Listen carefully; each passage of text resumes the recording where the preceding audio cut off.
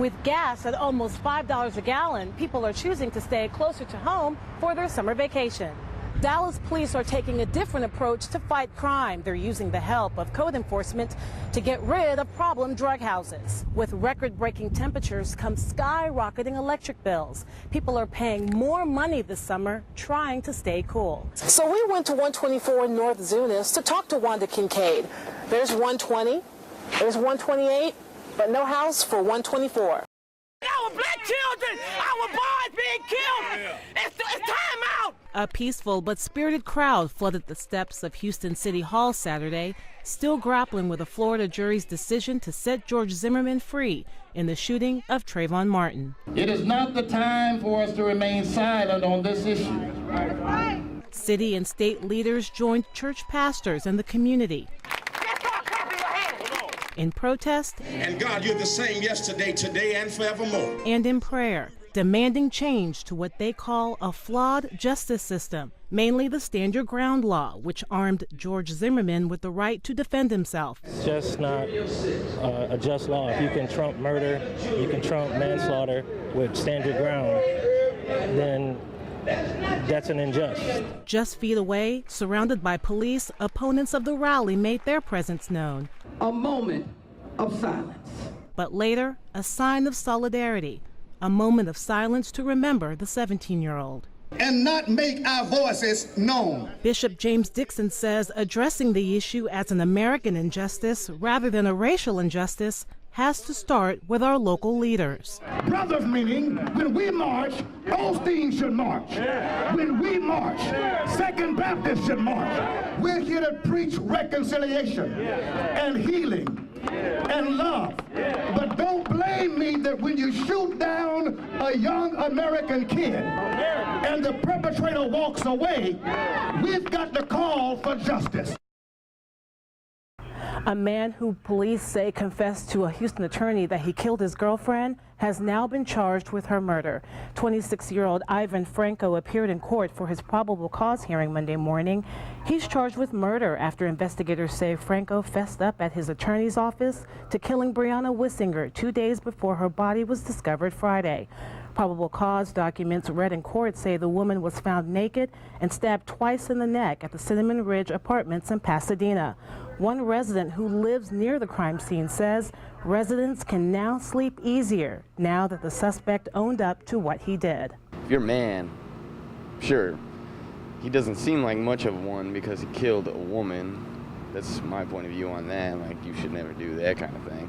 But he went and turned himself in. He told everybody that, yeah, I just did this. So, I mean, he's got some kind of heart inside of him. Franco remains free on a $50,000 bond. It's unknown if or when the case will go to trial.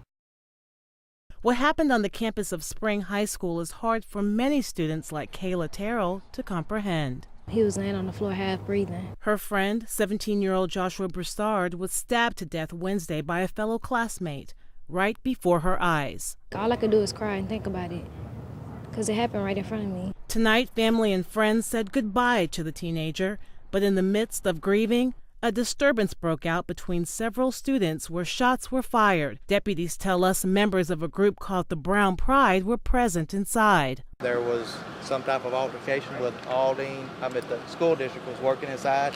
They got them all to come outside, and there was an altercation in the parking lot. Several gunshots were fired, but no one was hit as of right now that we know of, and no arrests have been made yet. Authorities say no one was hit, but an ambulance was called for a 16-year-old girl. Students will return to school Monday morning under tight security and metal detectors. Not a big deal to many of these students if it means preventing another tragedy. Just think about walking down the hallway where your homie just took his last breath and bleeded on the place. It's crazy. It's gonna be sad. It's not gonna be like school. Go to school, because you know, how you gonna be able to learn? And you just, just lost your best friend. It's a parent's worst nightmare and something one Cleveland mother never thought she would witness with her own eyes. The rape of her 5-year-old daughter, and by someone she considered a close family friend. A 15-year-old Cleveland boy is sitting in juvenile detention tonight, charged with aggravated sexual assault. The Liberty County Sheriff's Office confirms the rape happened Thursday morning when the victim's mother left the home to take the boy's sister to work. Story Jones says she came back home to hear her daughter screaming from a locked bedroom. I was screaming for her to open the door. The assailant then opened the door, and I asked him what is going on, and he proceeded to say nothing. And